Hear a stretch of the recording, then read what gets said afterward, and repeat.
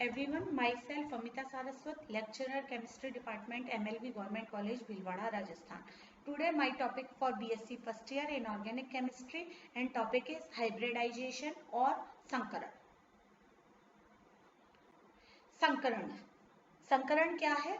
संकरण संयोजकता बंध सिद्धांत का ही विस्तार है, लेकिन यह एक काल्पनिक अवधारणा है जो कि अणुओं की ज्योमेट्री आकृति की व्याख्या हेतु पॉलिंग द्वारा प्रस्तुत की गई. हाइब्रिडाइजेशन का जो कॉन्सेप्ट है वो आपका पॉलिंग के अनुसार दिया गया. इसके अनुसार किसी परमाणु के संयोजकता कोश के लगभग समान ऊर्जा लेकिन भिन्न आकृति वाले कक्षक परस्पर मिश्रित होकर एकदम समान आकृति व ऊर्जा वाले उतनी ही संख्या में नए कक्षक बनाते हैं. इस कक्षकों को संकर कक्षक और इस प्रक्रिया को संकरण कहते हैं. यहाँ पर देखिएगा कई चीजें इंपॉर्टेंट हैं. सबसे पहली बात, जो भी अणु होंगे, परमाणु जो मिलकर बनाएंगे नया अणु, उसके लिए जो कक्षक होंगे वो सब लगभग समान ऊर्जा वाले होंगे. आकृति उनकी अलग हो सकती है, लेकिन वो जब संकरण के पश्चात समान ऊर्जा और समान आकृति में और जितने नंबर ऑफ ऑर्बिटल्स यहाँ पर आपके संकरण में भाग लेंगे उसके बाद में जो बनने वाले ऑर्बिटल्स की संख्या है वो भी उतनी ही रहेगी. मतलब अगर 3 कक्षक संकरण में भाग ले रहे हैं तो बनने के बाद में भी वहां पर 3 कक्षकों का स्थायित्व रहेगा. इस प्रक्रिया को संकरण कहते हैं. संकरण के नियम. सबसे पहला, संकरण में एक ही परमाणु के लगभग समान ऊर्जा के कक्षक भाग लेते हैं. मतलब कक्षकों की ऊर्जा लगभग समान होनी चाहिए. संकरण में भाग लेने वाले कक्षकों तथा नए बने संकर कक्षकों की संख्या भी समान होती है. ये हम पहले ही देख चुके हैं कि जितने संकरण में भाग लेंगे उस संकरण होने के बाद में बनने वाले कक्षक भी उतने ही होंगे. संकरण के में कक्षक भाग लेते हैं न कि इलेक्ट्रॉन.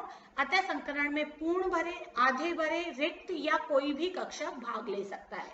यहाँ पर ये बात जानने योग्य है कि हम नंबर ऑफ इलेक्ट्रॉन्स की बात नहीं कर रहे, नंबर ऑफ ऑर्बिटल्स की बात कर रहे हैं. इसीलिए वहां पर कक्षक का नाम आएगा. वो कक्षक आपका अर्धपूरित भी हो सकता है, पूर्णपूरित भी हो सकता है, या वो ब्लैंक भी हो सकता है.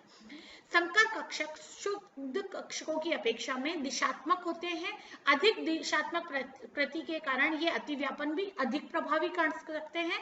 अतः संकर कक्षकों के द्वारा बने हुए बंध अधिक मजबूत होते हैं. अधिकांश संकर कक्षक एक समान होते हैं, परंतु त्रिविमीय आकाश में उनका विन्यास जो है वो भिन्न भिन्न हो सकता है और अणुओं की आकृतियां भी भिन्न भिन्न हो सकता है.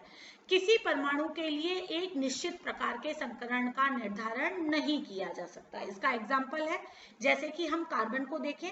कार्बन में sp3 संकरण, जो कि उसका उदाहरण है मेथेन. C2H4 एथिलीन, जिसमें sp2 हाइब्रिडाइजेशन होता है, और एसिटिलीन C2H2, इसमें sp संकरण उपलब्ध है. मतलब कार्बन के ही हम अलग अलग संकरण दे सकते हैं. sp भी हो सकता है, sp2 भी हो सकता है और sp3 भी हो सकता है.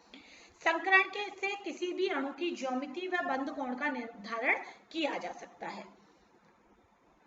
संकर कक्षक एक दूसरे को प्रतिकर्षित कर सकते हैं. इन प्रतिकर्षण बलों का घटता क्रम निम्न है. एकाकी इलेक्ट्रॉन युग्म. एकाकी युग्म को सबसे अधिक प्रतिकर्षित करता है. उसके बाद में एकाकी युग्म बंध युग्म को, और सबसे कम बंध युग्म में जो होता है, मतलब बॉन्ड पेयर के बीच में सबसे कम रिपल्शन होगा. उसके बाद में बॉन्ड पेयर लोन पेयर के बीच में, और लोन पेयर के बीच में सबसे अधिक रिपल्शन होता है. विभिन्न प्रकार के संकरणों की बंध सामर्थ्य का क्रम निम्न है. मतलब जितना सबसे अधिक संकरण की जो बंध सामर्थ्य है वो sp3d2 की होती है, उससे कम sp3d की, उससे कम sp3 की, उससे कम sp2 की, और सबसे कम spu की. बढ़ता हुआ बंध सामर्थ्य बढ़ते हुए दिशात्मक गुण को बताता है.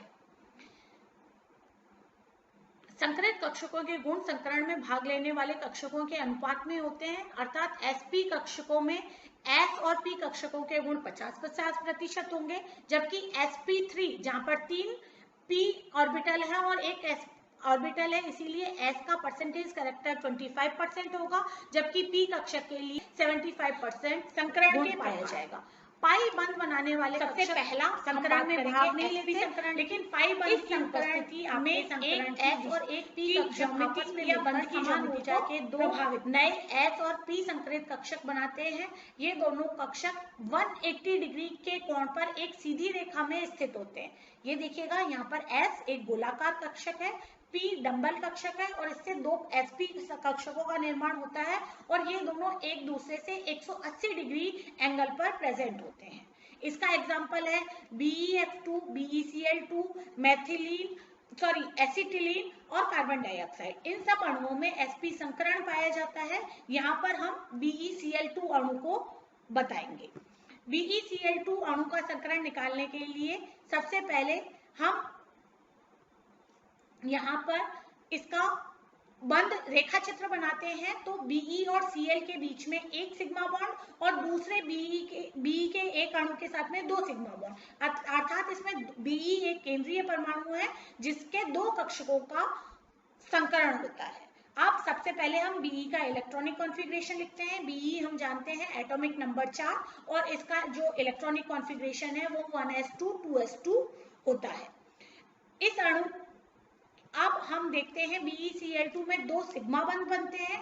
इस प्रकार सिग्मा बंध जब तभी बन सकते हैं जब बेरिलियम के पास में दो अनपेयर्ड इलेक्ट्रॉन हो। इसीलिए इसमें जो एक इलेक्ट्रॉन S में से निकलकर P कक्षक में चला जाता है और वहां पर दो अयुग्मित इलेक्ट्रॉन पाए जाते हैं जो कि दो क्लोरीन के साथ सिग्मा बंध बना लेते हैं। इसीलिए Be का जो एक्साइटेड स्टेट में इलेक्ट्रॉनिक कॉन्फ़िगरेशन होता है वो 2s2 2p 2s1 और 2p1 होता है। इसीलिए यहाँ पर sp संकरण इन B की संकरित अवस्था में S और P कक्षकों के बीच में sp संकरण के साथ में कक्षक बनते हैं। इस प्रकार बने दो sp संकरित कक्षकों में एक एक अनपेयर्ड इलेक्ट्रॉन रहता है जो कि दो क्लोरीन के परमाणुओं में 2p कक्षक में उपस्थित इलेक्ट्रॉन युग्म के साथ युग्मित होकर दो सिग्मा बंध बनता है। अतः BeCl2 का आकार रेखीय होता है, बंध कोण 180 डिग्री होता है। ये BeCl2 की संरचना है। इस अणु में कोई भी पाई बंध नहीं है, इसीलिए सिग्मा बंध ज्योमेट्री को डिसाइड करते हैं और सिग्मा बंध ही किसी भी अणु की ज्योमेट्री का निर्धारण करते हैं। Thank you.